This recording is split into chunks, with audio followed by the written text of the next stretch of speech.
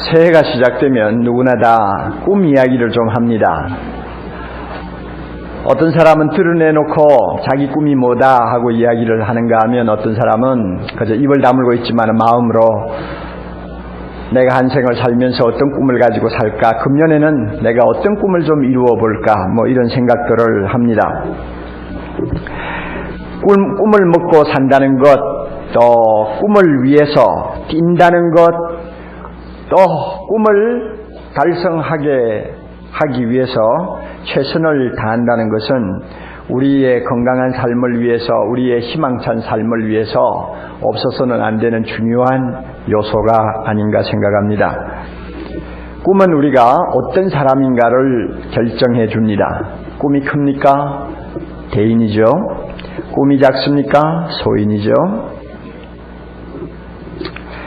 꿈이 고상하면 그 사람도 고상하고, 꿈이 천박하면 그 사람도 천박해집니다. 꿈이 선하면 삶이 선해지고, 꿈이 악하면 삶이 악해집니다. 최근에 우리가 신문에서 보았잖아요. 31살이면 한참 인생의 푸른 꿈을 안고 뛰어야 될 그 나이에 나의 꿈은 제2의 신차원이가 되는 것이다. 그리고는 의경을 찔러 죽이지 않나, 성폭행을 하지 않나, 현금 인출을 남의 카드 가지고 하지 않나, 새벽부터 말이죠, 강도를 하지 않나. 꿈이 그렇게 좋지 못하니까 사람이 악할 수밖에 없죠. 그런 사람에게서 선을 기대할 수 없는 것입니다. 꿈이 이만큼 우리 인간을 결정한다는 면에서 중요합니다.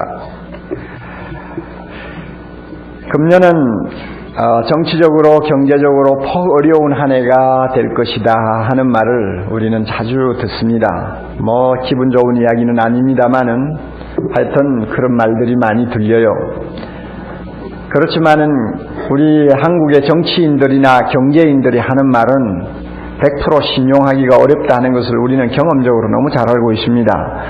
그러므로 나라 밖에서 우리 나라를 쳐다보고 하는 말들을 좀 들어야 돼요. 모 일간지 기자가 세계적인 경제학자 MIT의 돈부시 박사를 찾아가서 금년 우리나라의 경제 사정이 어떠하리라고 생각합니까? 하고 물었답니다. 그랬더니 돈부시 박사, 그저 사족을 전혀 달지 않고 간단하게 비관적입니다.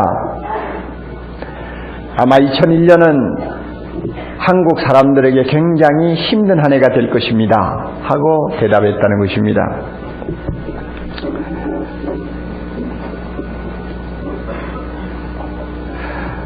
상황이 이처럼 어둡고 전망이 흐릴 때일수록 꿈을 갖는다는 것은 생명과도 같은 것입니다.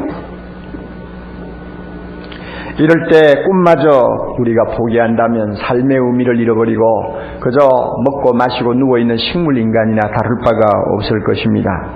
꿈이 있으면 어떤 고난도 이길 수 있습니다. 꿈이 있으면 어떤 역경 앞에서도 우리는 무릎을 꿇지 않습니다. 그만큼 꿈은 중요한 것입니다. 우리가 꿈하면 제일 먼저 떠오르는 인물이 누굽니까? 요셉이죠. 그래서 오늘 요셉을 읽었어요. 집에 가셔서 요셉의 일대기를 한번 자세히 읽어보세요. 참 재미있어요. 요셉은 17살 때에 하나님이 주시는 꿈을 꾸었습니다. 밭에서 11단이 일어나가지고 자기 보고 절한단 말이요. 그 다음에 며칠이 지났는데 11별이 자기를 둘러서서 절하는가 하면 해와 달도 자기에게 절을 한단 말이요.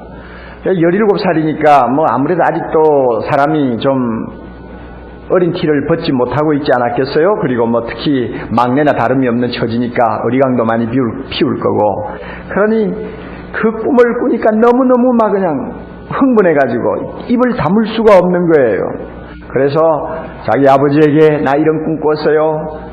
자기 형들에게 막 이런 꿈 꿨다고 자랑하고 그럽니다. 그러니까 그 꿈 내용을 한번 가만히 보세요. 듣는 사람은 굉장히 기분 나쁜 꿈이에요. 꾼 사람은 신이 나지만 듣는 사람은 기분 나쁠 수밖에 없는 게 11명이면 11개의 단이고 11개의 별이면 뭐 자기 형들이 자기에게 절한다는 이야기고 해와 달이 자기에게 절한다면 틀림없이 아버지 어머니가 자기에게 절한다는 말이니까 듣는 사람들이 기분 좋을 리가 없죠. 그래서 아버지에게 호통을 맞고 나중에 형들에게 왕따를 당하고 미움을 받다가 드디어는 애굽의 노예로 팔려가는 기구한 운명이 되어버렸습니다. 이게 요셉의 생애입니다. 그러나 우리가 성경을 통해서 요셉의 일대기를 가만히 읽어보면 그는 평생 하나님이 주신 꿈을 먹고 살았습니다. 그리고 그 꿈을 달성하기 위해서 치루어야 될 대가는 아무리 비싸고 힘들어도 그는 최선을 다해서 치루었습니다. 뿐만 아니라 그의 후반기 생은 그 꿈을 이루는 복된 삶을 사는 것을 우리가 봅니다. 우리도 하나님이 주시는 꿈을 가져야 됩니다. 사도행전 2장 17절에 보면 하나님께서 이런 말씀하셨어요.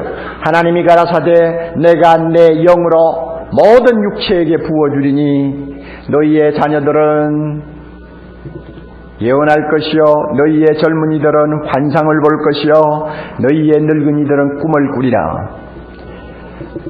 환상을 보든 예언을 하든 꿈을 꾸든 이 세 가지 표현은 한 가지 의미를 삼중으로 표현하고 강조한다고 저는 봅니다.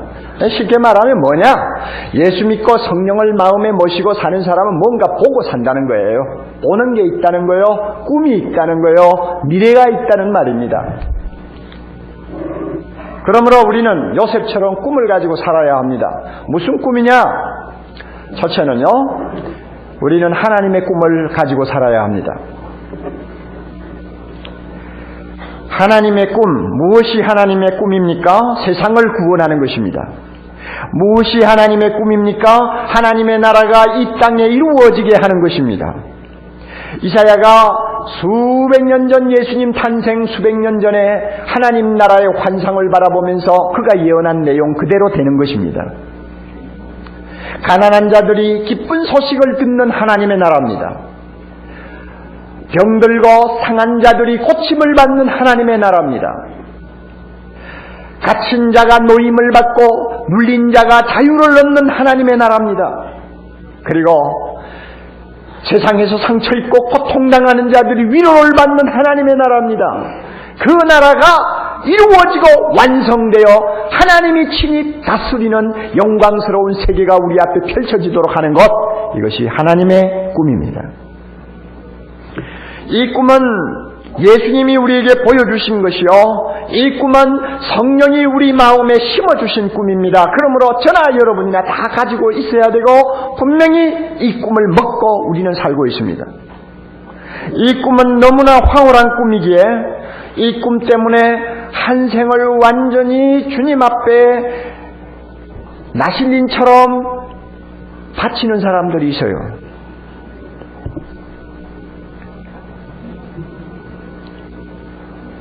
우리는 이 꿈 때문에 숨을 쉽니다. 우리는 이 꿈 때문에 기뻐합니다. 우리는 이 꿈 때문에 감사합니다. 우리는 이 꿈 때문에 세상에서 기가 죽지 않습니다. 이 놀라운 꿈을 바라보는 사람들은 독특한 삶을 선택하는 일들이 많아요. 자기의 젊음을 바치는 자도 있습니다. 세상적인 야망이나 세상적인 어떤 꿈을 접어두고 오로지 하나님 나라가 임하는 일을 위해서 한평생을 불태우는 자들이 있습니다. 가정의 행복도 포기하는 사람이 있고 심지어 건강마저도 돌보지 않다가 젊은 나이에 하나님의 꿈을 이 땅에 실현하기 위해서 자기를 활활 태우다가 죽어버리는 사람도 있어요.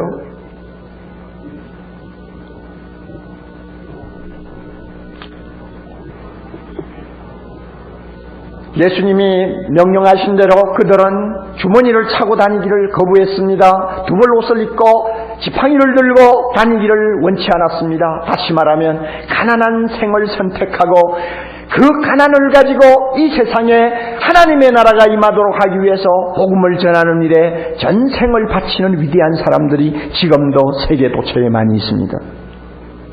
왜? 하나님의 꿈은 황홀한 것이기 때문에 그래요. 그래서 많은 분들이 이 꿈에 매료를 당하는 것입니다. 지금부터 한 45년 전 그때쯤 되면 우리나라는 뭐 선교사 보낼 생각도 잘 안 하고 있을 때입니다. 그때에 고신교단에서 참 훌륭한 선교사 한 분을 대만으로 파송했습니다. 그때 파송받은 목사님이 김영진 목사님입니다. 대만으로 가서 지난 40년이 넘도록 거기에 본토인들과 또 유입된 중국인들을 상대로 복음을 전했습니다. 여러분이 대만에 대해서 잘 아시겠지만 우상 숭배가 엄청난 곳이고 무속신앙이 사람들의 영혼을 꽉 쥐고 있는 어두운 세계입니다. 거기에 가서 복음을 전하다가 수년 전에 이제 나이가 많으셔서 은퇴를 하셨어요. 그분에게 아주 참 총명한 딸 하나가 있었습니다. 그 딸도 중국, 대만에 살았으니까 중국어 얼마나 잘하겠어요. 거기서 교육받고 똑똑하죠. 나중에 성인이 된 다음에 나도 아빠처럼 주님의 복음을 위해서 하나님 나라 위해 살아야 되겠다고는 선교사로 지망했어요. 그리고 앞으로 선교사가 되겠다는 남자와 결혼했습니다. 딸 부부가 아버지가 하던 그 선교 사역을 이어서 지난 수년 동안 선교 사역을 했습니다. 그런데 몇 년 전에 그 따님이 암이 걸렸어요. 그래가지고 자기 남편은 선교지에 두고 자기는 암을 고치기 위해서 나이 많으신 아버님을 모시고 호주로 이주를 했습니다. 그리고는 조그마한 집을 얻어가지고 가난하게 살면서 투병 생활이 시작되었습니다. 여러분 한번 생각해 보세요. 하나님의 나라의 꿈을 가지고 젊음을 바치는 사람에게 왜 암입니까? 이해가 돼요? 이해가 안 되죠. 그리고 자기도 평생 하나님 나라 꿈을 안고 모든 것을 바쳤는데, 그리고 딸도 지금 그렇게 살려고 하는데 그 딸이 흉악한 병에 걸렸다는 것을 옆에서 지켜보는 목사 아버지의 심정이 어떠하겠어요? 우리는 의인의 고통에 대해서 굉장히 신비감을 느낍니다. 하나님이 어떤 뜻을 갖고 계실지 분명히 그것은 선한 뜻임에 틀림없지만은 우리가 제대로 읽지를 못하고 이해를 못하기 때문에 의인이 고통당하고 위대한 하나님의 종들이 고통당하는 것을 보면 그 앞에 엎드려서 하나님의 뜻을 살피고자 하는 경외감이 생깁니다.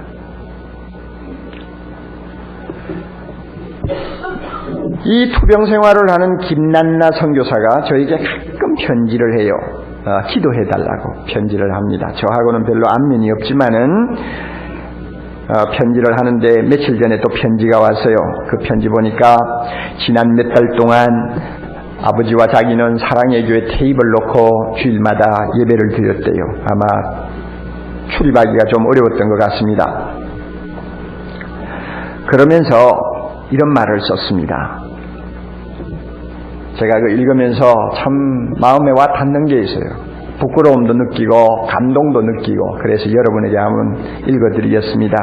목사님, 저는 이제 많이 회복되었어요. 아직 할 일이 남아있나 봅니다. 저도 아버지처럼 맡겨주신 사명을 다 감당하고 갔으면 합니다. 제 나이 50이 되었는데 이 나이에 다시 새로운 선교지를 개척하는 일이 쉽지 않지만 실패를 해도 한번 선교다운 선교를 하고 물러서고 싶어요. 저 중국 미지의 산악지역으로 들어가 한 사람만 전도하고 나와도 값진 일이 아니겠어요? 아버지가 하나님 나라로 돌아가시면 저도 꼭 선교지로 출발하려고 합니다. 목사님, 상상만 해도 가슴이 뜁니다. 느낌이 황홀해요. 선교사의 피를 물려받았는가 봐요. 감사할 일이죠. 모르기는 하지만은 우리 아이들 중에도 선교사를 지망할 제3대 선교사가 나올 것으로 기대하고 있어요. 목사님, 여러분 한번 생각해 보세요. 웬만한 사람 같으면 내가 하나님의 나라와 복음을 위해서 살려고 하는데 왜 이렇게 암이 걸려가지고 투병을 해야 합니까? 하나님이 계십니까 안 계십니까 하고 하늘을 향해서 주먹을 휘두르면서 항의를 하고 불평을 해도 아마 화가 안 풀릴지 몰라요. 그런데 이 선교사 보세요. 황홀해요. 상상만 해도 가슴이 뛰어요. 감사할 일이죠. 아직도 낫지 아니한 병을 가지고 산악지대에 가서 복음 전하겠다고 하는 그 열정을 한번 보세요. 미친 사람이죠. 누가 이렇게 미치게 만듭니까? 하나님의 나라, 꿈. 다시 말하면 하나님의 꿈이 사람을 이렇게 미치게 만들어요. 하나님의 꿈이 우리를 미치게 만드는 것입니다. 우리들 모두가 이 김선교사처럼 완전 헌신을 다 할 수가 없습니다. 하나님이 우리 모두를 선교사로 부른 것은 아니에요. 그러나 분명히 하나 알아두세요. 우리 각자의 소명은 달라도 꿈은 같아야 된다는 것입니다. 우리는 세상으로부터 부름받은 하나님의 백성입니다. 또한 세상으로 보냄받은 그리스도의 제자입니다. 이것은 무엇을 의미합니까? 우리도 다 소명을 가진 것과 동시에 꿈을 갖고 있다는 것입니다. 하나님의 꿈입니다. 여러분, 우리나라가 일제시대에서 고통할 때에 뜨거운 피가 끓는 젊은이들은 만주로 달려가서 독립군에 입대했습니다. 그리고는 생명 걸고 그들은 싸웠습니다. 그들에게 물어보십니까? 꿈이 뭐냐고 한번 물어보세요. 100명이면 100명, 1000명이면 1000명 똑같은 대답할 것입니다. 조국의 해방입니다. 이게 꿈이요. 또 그 당시에 벽촌에서 밭을 갈면서 평범한 생활을 하는 농민들을 찾아가서 여러분 한번 물어보세요. 당신의 꿈이 뭡니까? 예, 우리 조국이 독립하는 것입니다. 틀림없이 그렇게 대답할 거예요. 생명을 바쳐 싸우는 젊은이나 농사를 짓는 평범한 농민이나 꿈은 같았습니다. 조국이 독립하는 것이고 해방되는 것입니다. 마찬가지요. 김성교사와 같은 사람은 독립군이요, 우리는 농민이요. 나름대로 소명이 다르지만 꿈은 같아야 돼요. 무슨 꿈? 하나님의 꿈. 하나님의 나라가 임하는 것입니다. 우리 모두가 신년에는 이 꿈을 더욱더 마음에 간직하고 그 꿈을 가슴에 품은 열정을 가지고 이 한 해를 살 수 있기를 바랍니다. 둘째는 나의 꿈을 가져야 합니다. 사람은 누구나 세상에 태어나면 7, 80년 살다가 갑니다. 한 생을 살면서 인간은 자신의 행복을 추구하고 자신의 권리를 행사할 수 있는 의무를 갖습니다. 또 그럴 만한 가치를 갖습니다. 이런 이유로 30년은 열심히 준비하고 또 40년간은 열심히 뛰고 그 다음에 나머지 10년은 아름답게 마무리하고 세상을 떠나는 것이 인생입니다. 이것은 피할 수 없는 존재 법칙입니다. 예수를 믿느냐 안 믿느냐 그거 차이가 없어요. 인간으로 태어난 사람은 다 이 법칙을 따라 살다가 갑니다. 그런데 이렇게 누구나 한 번 살다가 가는 인생이지만 어떤 사람은 꿈을 가지고 사는데 어떤 사람은 꿈이 없이 사는 것을 봅니다. 그리고 꿈을 가지고 사는 사람이 훨씬 건강하게 살고 또 더더욱 도전적이고 창조적이고 또 미래를 보는 눈이 다르다는 것을 우리는 옆에서 지켜볼 수 있습니다. 역경을 헤치고 나가는 힘이 남다르다는 것도 우리는 발견합니다. 왜 그럴까요? 확실한 목표가 있기 때문인 것 같습니다. 따라서 똑같은 인생 살지만 무언가 자기 꿈을 가지고 사는 사람하고 꿈도 없이 그저 되는 대로 사는 사람하고는 선택을 하라면 어느 쪽을 선택하는 것이 바람직하냐? 두말할 것 없이 꿈을 가지고 사는 쪽이 훨씬 낫다 그 말입니다. 여러분, 야곱이라는 사람 알죠? 오늘 우리가 읽은 본문에 나오는 요셉의 아버지입니다. 그 야곱은 20년 동안 처갓집에 얹혀 산 참 기구한 사람이에요. 처갓집에 한 2, 3년 사는 것은 괜찮지만 20년 사는 것은 그 정말 남자로서는 죽을 짓이에요. 그렇죠? 모르면 한번 살아보세요. 20년 동안 처갓집에 얹혀 사는데 한 15년 살고 보니 흥부처럼 말이죠. 처자만 주렁주렁 달려있지 손에 가진 것이 아무것도 없는 거예요. 그러니까 야곱의 마음에 꿈이 있어요. 소박한 자기 꿈입니다. 언제 나는 내 집을 세울까? 이게 꿈이에요. 다시 말하면 언제 나는 처갓집에서 독립해서 내 처자를 내 손으로 먹여 살리면서 살 수 있는 사람이 될까? 어떻게 하면 내가 한 재산 잘 장만해서 처자 이끌고 아버지 어머니가 살고 계시는 고향으로 금이 환향할까? 이게 소박한 야곱의 꿈이었어요. 이 꿈을 항상 마음에 담고 살았거든요. 그러다가 어느 날 자기 외삼촌에게 자기 꿈을 털어놨습니다. 외삼촌, 나는 언제 내 집을 세우지요? 외삼촌이 듣고 보니까 그렇거든요. 그래서 결국 자기 생길과 이제 계약을 다시 했습니다. 너 꼭 생각이 그러면 우리 양떼 중에서 아롱진 것, 점이 있는 것, 까만 것은 전부 네가 가져라. 그 당시에 아마 전체 5분의 1도 안 됐는지도 몰라요. 아주 그런 양들은 적었어요. 모두가 새하얀 양이요. 그러나 이 아롱진 거, 검은 거 내가 너에게 줄 테니까 앞으로 태어나는 것마다 이런 무늬를 가진 것은 전부 네가 소유해라. 이렇게 계약을 다시 했습니다. 그때부터 야곱은 자기 꿈을 이루기 위해서 있는 머리 다 짜가면서 낮에는 더위와 싸우고 저녁에는 추위에 떨면서 눈붙일 겨를이 없을 만큼 있는 힘을 다해서 그는 일했습니다. 그랬더니 10년도 안 돼가지고 큰 재산을 갖게 됐습니다. 하나님이 막 그저 복을 쏟아주셨죠. 그래서 나중에 라반의 재산은 점점 줄어지고 야곱의 재산은 점점 늘어나는 그런 기현상, 역전현상이 일어났습니다. 드디어 야곱은 아내넷과 아들, 딸을 거느리고 막대한 재산을 가지고 자기 고향으로 돌아가는 아주 성공한 기업인으로서 고향으로 돌아가는 모습을 우리가 성경을 통해서 봅니다. 이게 인간적인 야곱의 꿈이었어요. 자기 꿈이었어요. 어떤 사람들은, 예수 믿는 사람들이 자기 꿈을 가지고 인생을 사는 것은 죄악이다 하고 가르치는 사람도 있어요. 예수 믿는 사람은 주님을 위해서 자기 꿈을 접어야 되고 자기 꿈을 포기해야지, 예수 믿는다고 하면서 자기 꿈을 가슴에 담고 산다는 것은 있을 수가 없다, 이렇게 극단적인 이야기도 합니다만 저는 성경적이 아니라고 생각합니다. 우리 모두 인간으로서 이 세상을 살아야 합니다. 하나님은 우리가 예수 믿자마자 다 기도원으로 가서 하루 24시간 예배만 드리고 기도하다가 천국 오기를 기다리고 계시지 않아요. 우리 모두는 사람이에요. 가정을 가지고 있어요.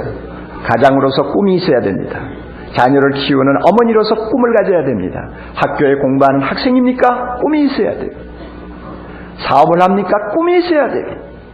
정치인입니까? 꿈을 가져야 돼요. 자기 나름대로 꿈을 가지는 것, 이것은 하나님이 우리에게 주신 은혜라고 저는 생각합니다. 꿈을 가진 자에게 밝은 미래가 약속되는 것입니다. 꿈이 없는 자에게 밝은 미래가 보일 리가 없어요. 그러려면 몇 가지 중요한 사실을 우리가 기억해 둘 필요가 있습니다. 첫째는요, 자기를 소중히 여길 줄 알아야 합니다. 자기를 천대하는 사람은 꿈을 가질 수가 없습니다. 자기를 소중히 여기는, 자기를 존경할 줄 알고 자기의 가치를 인정할 줄 아는 마음이 있어야 됩니다. 그래야 꿈이 생겨요. 내 같은 건 머리도 둔하고 이렇게 살다 가는 거지, 이런 생각하는 사람은 절대 꿈이 있을 수가 없어요.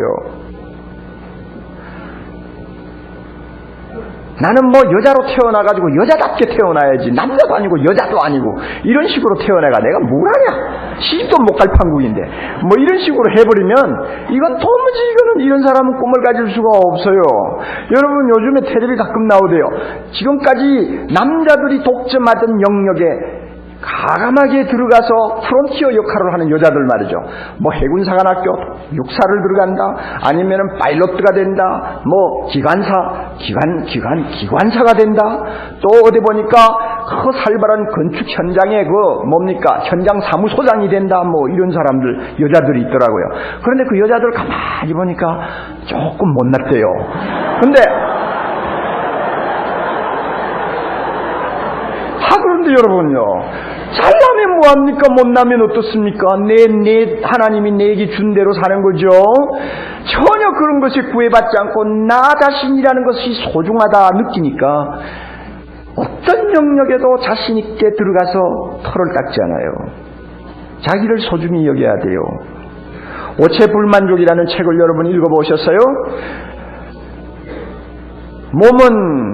신체는 불만족이지만 인생은 대만족이라고 하는 부제를 단 희한한 책입니다. 거기에 오토다케 히로타다라고 하는 저자, 사진에 딱 보면 깜짝 놀랄 정도로 사지가 없어요. 완전히 몸뚱이만 가진 인간의 머리와 몸뚱이. 참 그런 자식을 낳아가지고 그렇게 키운 부모도 위대하지만 본인도 참 위대한 사람이요. 이 사람이 대학을 다니면서 한 번은 깊은 고민에 빠졌대요. 나의 인생의 목표가 뭐냐? 난 어떻게 살 거냐? 무엇을 위해 살 거냐? 이랬대요. 우리 보기에는 그럴 고민할 가치가 없는 사람 같은데 고민을 했대요. 하다가 그가 얻은 결론이 뭔지 압니까? 내가 아니면 할 수 없는 일이 이 세상에 반드시 있다. 내가 아니면 할 수 없는 일이 반드시 있다.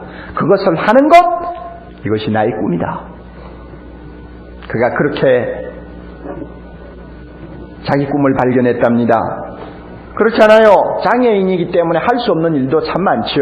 그러나 장애인이기 때문에 할 수 있는 일도 있는 것입니다. 이 저자가 그래요. 예를 들어서 팔다리가 성한 정치인이나 기업인이 텔레비에 나와가지고 여러분 장애인을 위한 복지시설을 갖추려고 합니다. 여러분 좀 동참해 주십시오 하면 사람들의 반응은 뭐 시큰둥할 수가 있죠. 그러나 자기와 같은 사람이 휠체어에 탁 앉아가지고 높은 계단 앞에 딱 서서는 여러분 이 계단의 한 단이 저 같은 사람에게는 에베레스트 산보다도 더 높습니다. 여러분 도와주세요 하면 사람들의 마음이 찡하면서 공감을 느끼게 된다 그 말이에요. 그런 일을 자기는 하겠다 그겁니다. 그래서 그는 지금 마음의 장벽 없애기 캠페인으로 세계적인 명사가 되었습니다. 여러분 보세요. 사지가 없는 장애인도 자기 자신을 소중히 생각하고 자기 삶을 귀하게 여기니까 꿈이 생기지 않아요. 그런데 우리 모든 것 다 갖춘 사람이 꿈이 없이 인생을 산다. 이것은 있을 수가 없는 것입니다. 그러므로 자기를 소중히 여기십시오. 또 하나 기억해야 할 것이 있습니다. 꿈을 달라고 기도하십시오. 그리고 그 꿈을 이루기 위해서 열심히 기도하십시오. 열왕기상 3장 5절에 보면 하나님이 솔로몬에게 나타나가지고 이렇게 물으셨습니다. 내가 네게 무엇을 줄꼬 내게 구하라. 다시 말하면 네 꿈이 뭐냐 솔로몬아. 내가 들으리라. 그러므로 너는 기도해라 구하라 하는 이야기입니다. 여러분 도대체 한 생을 살면서 무엇을 해야 될지 아리숭다리숭하면 기도하세요. 기도. 하나님 어떻게 살아야 됩니까? 내 꿈이 무엇이어야 됩니까? 하나님이 나를 세상에 보낼 때 뭘 시키기 위해서 보내셨습니까? 하고 열심히 기도하면 하나님이 우리 마음에 소원을 주세요. 나는 이렇게 살고 싶다 하는 소원을 주세요. 그 소원을 깍 붙드세요. 그게 결국 우리의 꿈이 되는 것입니다. 그리고 그 소원이 이루어지도록 열심히 기도하세요. 꼭 기억하십시오. 우리의 꿈은 기도를 먹고 자랍니다. 다시 한번 우리의 꿈은 기도를 먹고 자랍니다. 그러므로 기도하세요. 또 하나 기억해야 될 것이 있습니다. 꿈을 이루기 위해서 값을 치루어야 한다는 것을 꼭 기억하십시오. 꿈은 값을 다 갖고 있습니다. 꿈에는 값이 매겨져 있습니다. 어떤 꿈이든 값을 치루어야 합니다. 큰 꿈이면 그 값이 비쌀 것입니다. 작은 꿈이면 아마 그 값이 좀 쌀 것입니다. 그 꿈이 특별히 고상하고 많은 사람이 감히 꿀 수 없는 그런 독특한 꿈이면 아마 그 값은 대단할 것입니다. 어떤 꿈도 값이 없는 꿈이 없습니다. 꿈은 큰데 싼 값으로 그 꿈을 이루려고 하는 사람은 꿈을 꿀 자격이 없는 사람입니다. 꿈에는 외상이라는 거 없어요. 꿈이라는 것은 할인 매점도 없어요. 일단 내가 꿈을 찾았고 그 꿈을 성취하기를 원하면 그 꿈의 값에 따라서 내가 희생을 치루어야 되고 내가 노력을 해야 됩니다. 그래야만이 달성하는 것입니다. 자신의 꿈이 얼마나 비싼가를 제대로 아는 사람은 어떤 값을 치르든 그 값을 치르는데 두려워하지 않습니다. 그 값을 치르기 위해서 어떤 희생을 강요당해도 그는 물러서지 않습니다. 요셉처럼 말입니다. 값을 치를 각오를 하세요. 또 하나 기억해야 할 것이 있습니다. 하나님의 꿈과 나의 꿈이 하나가 되게 해야 합니다. 우리는 하나님의 꿈이 무엇인지 조금 전에 들었습니다. 그리고 각자 우리가 소유할 수 있는 나의 꿈이라는 것이 있습니다. 그러나 결국에 가서는 나의 꿈이 하나님의 꿈이 되고 하나님의 꿈이 나의 꿈이 되도록 해야 합니다. 며칠 전에 요즘 잘 나가는 병원을 경영하는 원장을 만났습니다. 나이가 아직 젊었는데 그 병원이 그렇게 잘 돼요. 그래서 또 어떤 다른 곳에다가 병원을 하나 더 준비하고 있다고 하는 말을 들었습니다. 저하고 티를 마시면서 이야기를 하는데 갑자기 그 친구가 저에게 이런 말을 합니다. 목사님, 저에게는 꿈이 있어요. 그래요. 저 속으로 들으면서 앞으로 병원을 여러 개 만들어가지고 돈을 많이 벌려고 하는 꿈이구나 뭐 이런 생각을 했는데 그분이 하는 말이, 목사님, 이제 뭐 아직 병원이 완전히 자리매김을 했다고 말할 수는 없지만은 앞으로 잘 되면 이 병원에서 생기는 수익금 중에 병원을 경영하기 위해서 필요한 그 운영비와 인건비를 제외하고는 나머지 수익금은 교회와 연결해서 하나님의 사랑을 전하는 일에 좀 쓰려고 합니다. 그러더라고요. 저는 안 믿어지는 거예요. 갑자기 목사가 찾아와 놓으니까 흥분해가지고 헛소리 하나 이런 생각을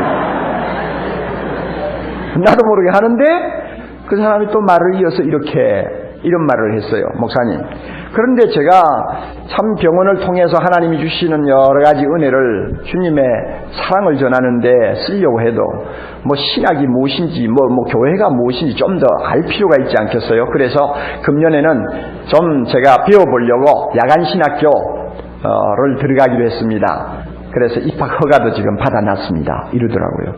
그 말 듣고는 이 친구 말이 빈말이 아니구나 하는 것을 알았어요. 여러분 보세요. 병원을 통해서 성공하겠다 자기 꿈이 있어요. 그러나 그것이 자기 꿈으로 끝나면 그것은 허탄한 거예요. 허무한 거예요. 하나님의 꿈과 자기 꿈을 연결시켜서 하나 되게 하는 것입니다. 사랑하는 형제자매 여러분, 구원받았습니까? 성령을 모시고 삽니까? 그렇다면 여러분은 하나님의 꿈을 가져야 됩니다. 그리고 여러분은 여러분 자신의 꿈을 가져야 됩니다. 그리고 종국에 가서는 여러분의 꿈과 하나님의 꿈이 하나가 되어야 됩니다. 그 두 꿈을 하나로 묶어서 위대한 목표를 설정하십시오. 그리고 큰 그림을 그려놓으십시오.